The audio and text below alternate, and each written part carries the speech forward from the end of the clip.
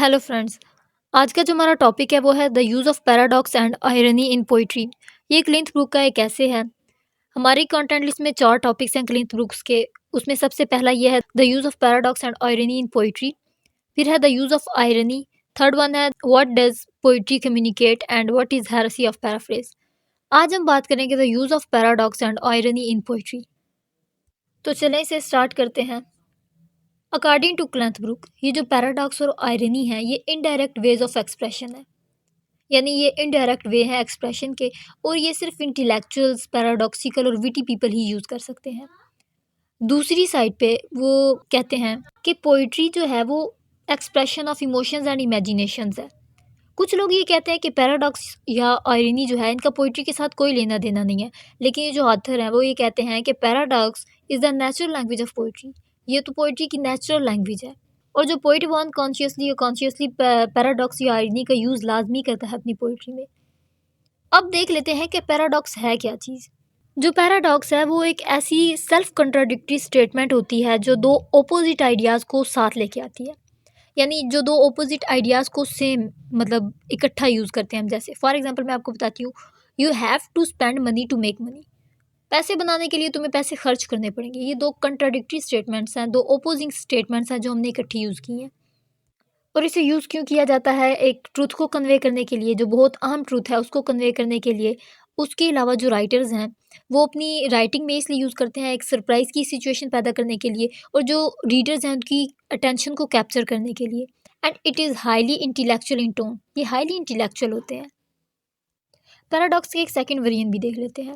Paradox मतलब ये वो सिचुएशन या वो स्टेटमेंट भी हो सकती है जो एक्सेप्टेड ओपिनियन के कॉन्ट्ररी हो। यानी जो जो एक्सेप्टेड ओपिनियन है सोसाइटी के उसके ये खिलाफ हो। ये अपेरेंटली अब्सर्डिटी भी इसमें पाई जाती है, ये फंटेस्टिक भी होती है, लेकिन ये रिफ्लेक्शन होता है एक जो इसेंशियल ट्रू है। जो एक ट्रूथ है, जो सच्चाई है, उसका एक रिफ्लेक्शन होता है जो शो करता है। सोफिस्टिकेटेड राइटर जो है वो पैराडॉक्स का एक्सटेंसिव यूज़ करते हैं ताकि वो अपनी बात को कन्वे कर सके रीडर तक। अब उसके बाद हम लोग टाइप्स ऑफ पैराडॉक्स देख लेते हैं। उसमें सबसे पहले है लॉजिकल पैराडॉक्स। ये जो लॉजिकल पैराडॉक्स है ये बेसिकली सेल्फ रेफरेंशियल स्टेटमेंट्स होती हैं या कंट्राडिक्शंस होती हैं। For example T.S.. इलियट की एक पोएम है लव सॉन्ग्स ऑफ एल्फ्रेड प्रूफरोक। तो यहाँ पे वो जो प्रूफरोक है वो क्लेम करता है कि वो प्रिंस हैमलेट की तरह नहीं है। Actually he is more indecisive and inactive than Prince Hamlet. Prince Hamlet क्या था? इनएक्टिव सा था, वो फैसले नहीं जल्दी कर पाता था। वो प्रूफ लोग कहता है कि मैं हैमलेट नहीं हूँ, बल्कि मैं तो उससे भी गया गुजरा हूँ। उसके बाद जो सेकंड टाइप है वो है सिमेंटिक पैराडॉक्स। ये वो पैराडॉक्स हैं जिसमें एम्बिग्विटीज़ पाई जाती हैं या कंट्राडिक्शंस इन लैंग्वेज। जो लैंग्वेज की कंट्राडिक्शन है या एम्बिग्विटीज़ हैं वो इसमें पाई जाती है। सिमेंटिक का क्या मतलब है? मीनिंग। तो एम्बिग्विटीज़ का मतलब होता है कि एक ऐसा वर्ड जिसके एक से ज़्यादा मीनिंग्स हो। जो मीनिंग्स के अंदर पैराडॉक्सिटी होती है या जो कंट्राडिक्शन होती है उसे सिमेंटिक पैराडॉक्स कहते हैं। For example, I have learned knowledge from ignorant people. ये सिमेंटिक पैराडॉक्स है। उसके बाद सेट थ्योरेटिक पैराडॉक्स। ये वो थ्योरीज होती हैं जो ऑलरेडी सेट होती हैं। इसमें कंट्राडिक्शन या इनकॉन्सिस्टेंसीज पाई जाती हैं जो ऑलरेडी थ्योरी सेट होती हैं। For example Burali 40 paradox. ये वो ऑर्डिनल नंबर्स हैं जो ऑलरेडी सेट हैं। इसमें जो थ्योरी सेट होती हैं ये वो पैराडॉक्स पाए जाते हैं। उसके बाद फिलोसॉफिकल पैराडॉक्सेस। ये वो पैराडॉक्सेस हैं जो फंडामेंटल क्वेश्चंस को उभारती हैं। फॉर एग्जांपल जो इसेंशियल क्वेश्चन है, फंडामेंटल क्वेश्चन है रियलिटी, नॉलेज या एथिक्स के रिलेटेड, ये उनको उभारती हैं। For example I learn wisdom from fools. ये Hazrat Ali peace be upon him का कॉल है कि मैंने फूल्स से विजडम सीखी है। तो ये फिलोसॉफिकल पैराडॉक्स है। उसके बाद साइंटिफिक पैराडॉक्स आ गया है। जैसे साइंटिफिक नाम से इज़ार है, ये अपेरेंट कंट्राडिक्शन होती हैं साइंटिफिक थ्योरीज या ऑब्जर्वेशंस में। For example desperate melodies require desperate remedies. Desperate melodies का मतलब होता है लाइलाज बीमारियाँ।